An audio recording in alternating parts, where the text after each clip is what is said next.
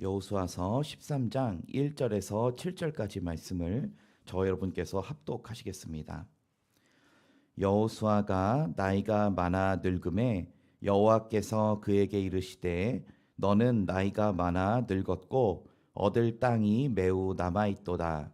이 남은 땅은 이러하니 블레셋 사람의 모든 지역과 그슬 족속의 모든 지역 곧 애굽 앞 시올 시내에서부터 가나안 사람에게 속한 북쪽 에그론 경계까지와 블레셋 사람의 5 통치자들의 땅 곧 가사 족속과 아스돗 족속과 아스글론 족속과 가드 족속과 에그론 족속과 또 남쪽 아위 족속의 땅과 또 가나안 족속의 모든 땅과 시돈 사람에게 속한 무아라와 아모리 족속의 경계 아벡까지와 또 그발 족속의 땅과 해 뜨는 곳에 온 레바논 곧 헤르몬 산 아래 바알갈에서부터 하맛에 들어가는 곳까지와 또 레바논에서부터 미스르봇 마임까지 산지의 모든 주민 곧 모든 시돈 사람의 땅이라.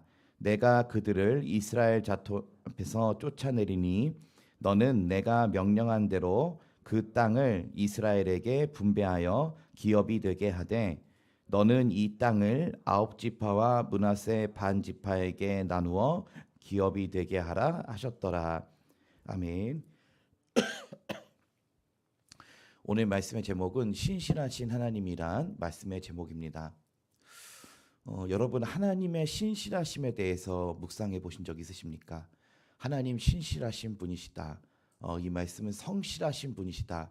변함이 없으신 하나님이시다라는 말씀이다라는 겁니다. 그런데 이 신실이라고 하는 이 성경에 나온 단어를 영어로 보면은 페이스라고 써 있습니다. 페이스. 페이스란 단어는 또한 어떤 것을 뜻하는지 아시지요? 믿음이라는 뜻을 또한 갖고 있습니다. 하나님이 우리에게 신실하게 날마다 함께 해주시는 것처럼 우리도 하나님을 믿을 때 이러한 신실함을 갖고 하나님을 항상 신뢰해야 된다라는 이 동일한 뜻입니다. 오늘 본문에 살펴본 이 여호수아의 말씀, 여호수아가 이제 나이가 많아 늙었을 때 하나님께서 잠시 전쟁을 멈추고 특별히 지시하신 일이 있었습니다. 그것은 뭐였냐면 바로 땅을 분배하는 일이었다라는 것입니다. 여호수아가 24장까지 있는데요. 그것을 반으로 잘라서 1장에서 12장까지는 정복 전쟁의 역사. 그러니까 앞서서 12장까지는 전쟁에서 승리한 것까지 이야기를 기록을 했다면 이제 13장부터는 땅을 분배하는 일에서 벌어지는 일로 기록이 되게 됩니다. 자, 그래서 오늘 읽은 말씀이 13장 말씀이고요. 저희가 1절 한번 다시 읽어보시겠습니다.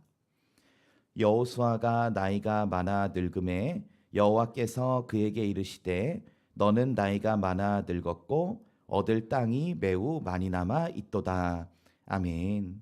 아직 가나안 땅을 완벽하게 끝까지 정복한 것은 아니지만 우리가 12장까지 살펴보면서 가나안 땅의 아주 핵심 나라였던 하솔이라고 하는 나라의 왕 야빈, 그리고 이 하솔이라는 나라를 중심으로 가나안 땅 동서남북에 있는 가나안 사람들이 거의 다 몰려와 가지고 전쟁을 했었고 여호수아가 하나님을 의지해서 그 전쟁까지도 승리하는 모습으로 가나안 땅에 있는 대부분의 땅을 차지하게 됩니다.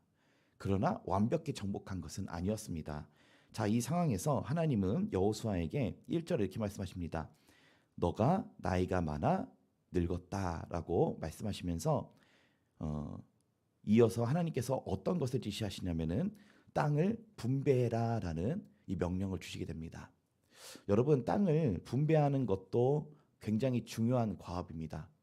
여러분, 우리가 이 가족 간에 있어서도 아버지가 이제 돌아가실 때 유산으로 땅을 물려주시지 않습니까? 근데 아버지가 어떻게 나눠 가지라고 지시를 안 하시면 어떻게 될까요? 싸움이 납니다. 내가 더 갖겠다. 그리고 내가 부모님 모셨는데 내가 더 가져야 되지 않냐. 아니, 형은 부모님 모시지도 않고 부모님이랑 원수랑 지내다가 왜 갑자기 와서 땅을 요구하냐. 막 복잡해집니다.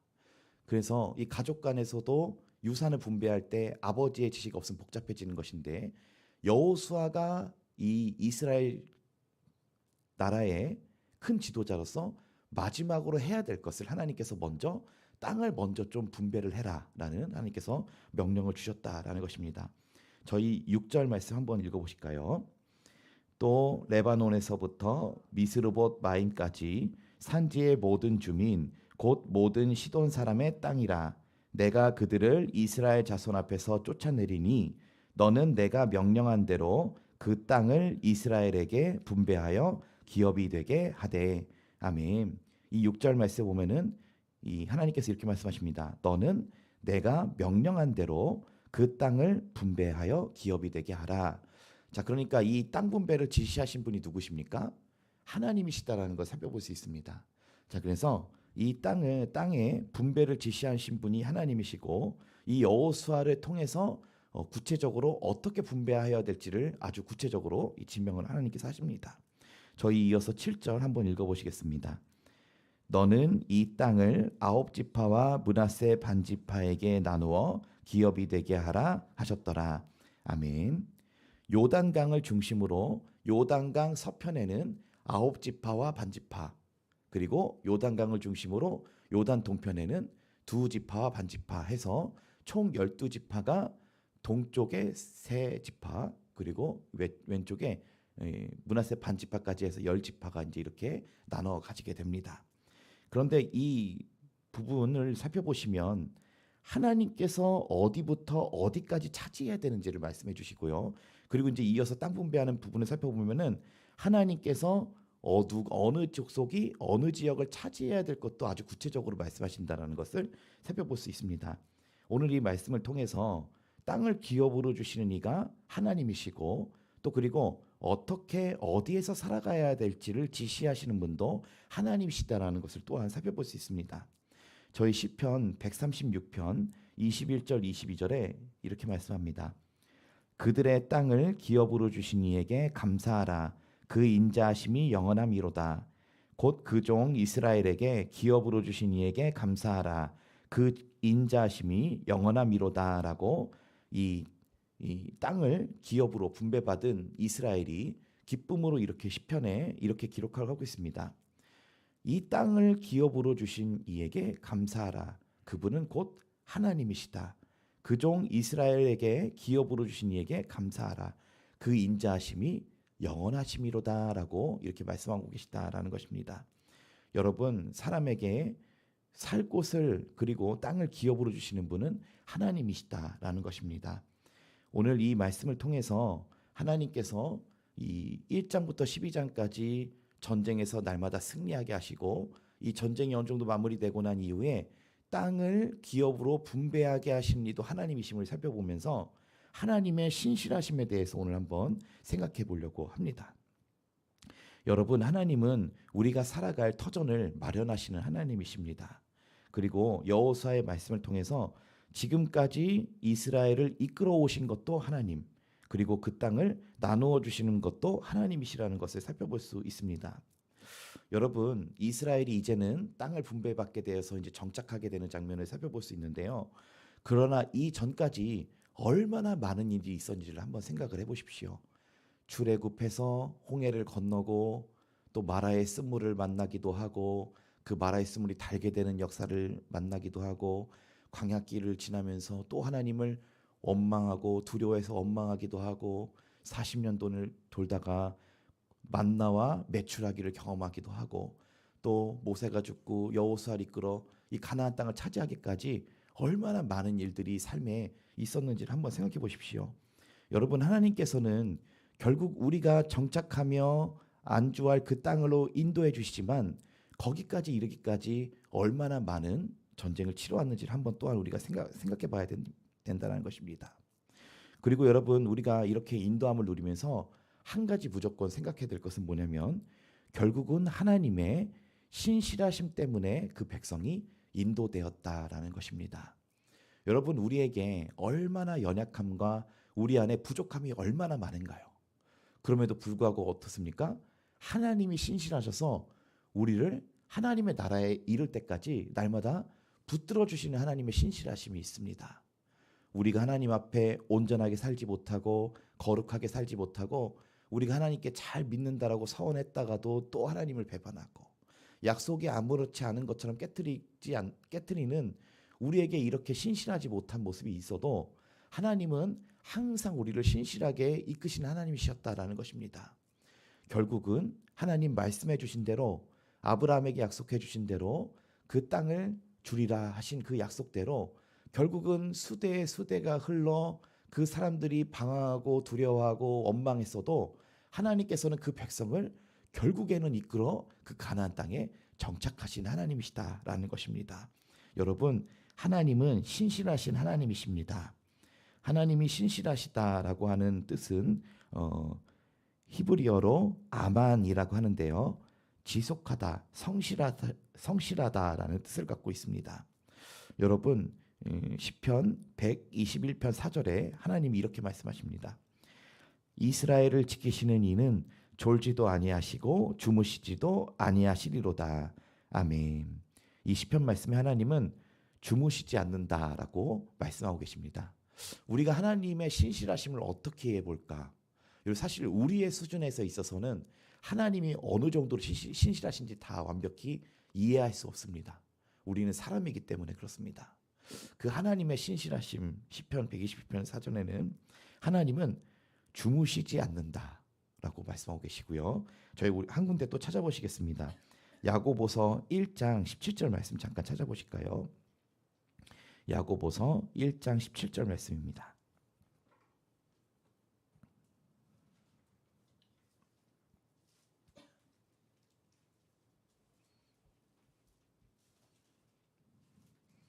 네, 야고보서 1장 17절 말씀 함께 읽어보시겠습니다. 시작.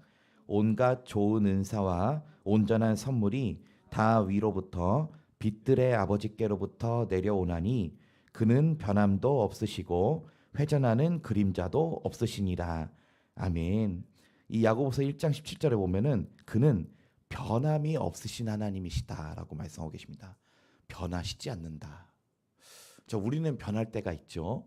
우리는 상황에 있어 마음이 변하기도 하고 또 내 처지에 따라서 또 변하기도 하고 또 내가 생각이 그냥 바람처럼 바뀌기도 합니다. 그래서 이런 속담도 있지 않습니까? 열길 물속은 알아도 사람 속은 모르겠다. 이런 말이 있지 않습니까? 일정하지가 않다는 겁니다. 사람 속은.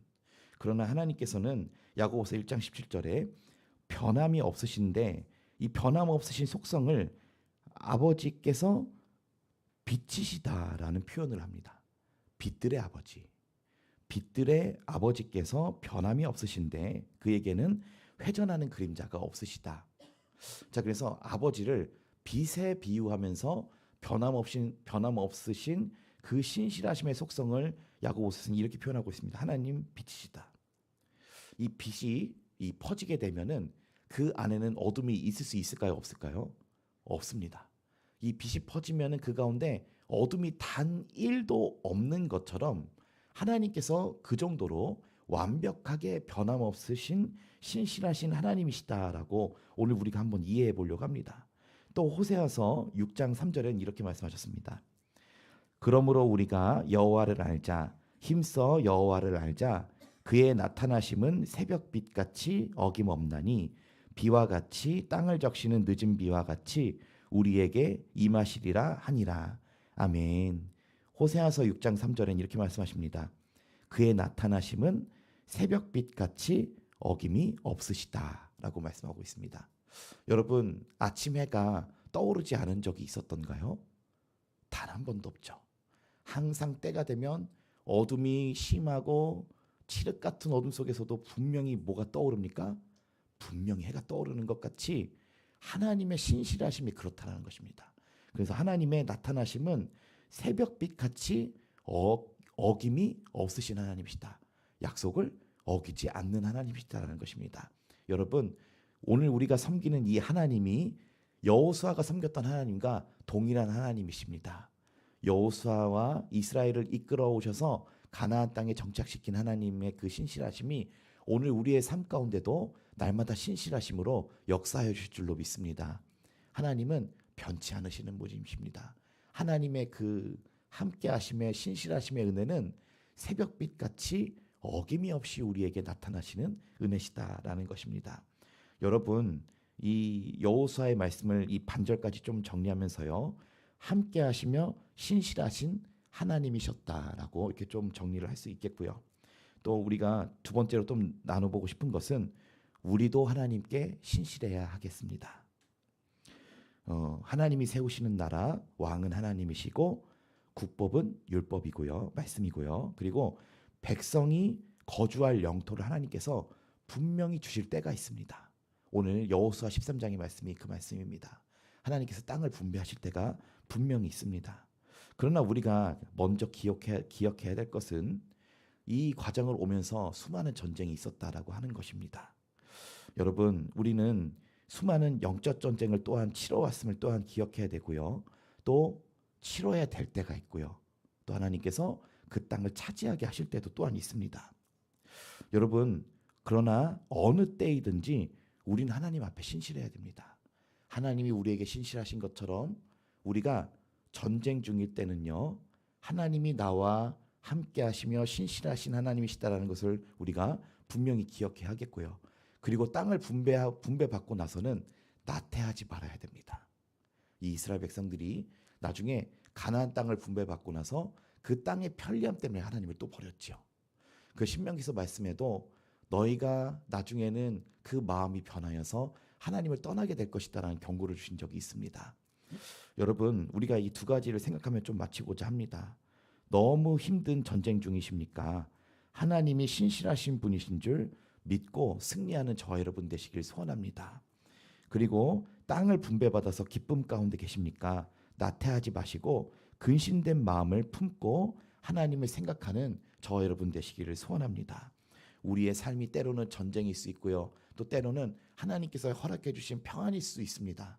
그러나 전쟁 중에도 하나님 살아계심을 믿으시고요. 우리의 평안함 속에서도 나태하지 마시고 하나님이 살아계신 줄로 항상 믿고 따르는 저와 여러분 되시기를 소원합니다. 이 시간 함께 기도하겠습니다.